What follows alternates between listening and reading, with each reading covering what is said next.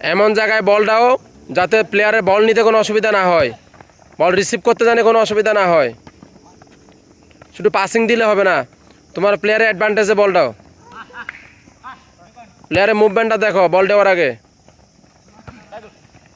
দাঁড়ায় কেউ রিসিভ করবে না, এক স্টেপ সামনে গিয়ে বল রিসিভ করো।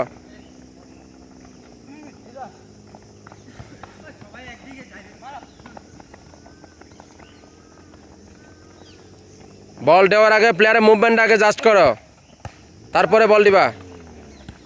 এই যে পিছনে যাচ্ছ কেন প্রান্ত, বলছি এক স্টেপ সামনে গিয়ে রিসিভ করো।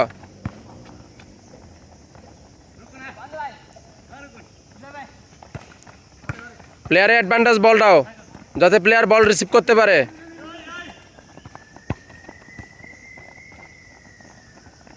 গ্যাঞ্জামের